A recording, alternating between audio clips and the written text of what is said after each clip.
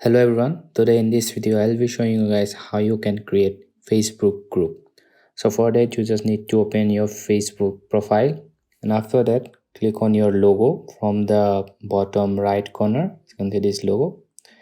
After that from this tab you just click groups, and after that as you can see this group section.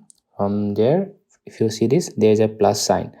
Just tap the plus sign once, and after that you can see create a group, create post. Just need to create a group.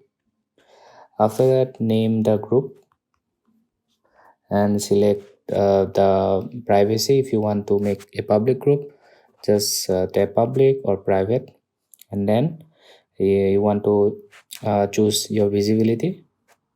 After that, just tap create group. So yeah, that's how you create a Facebook group.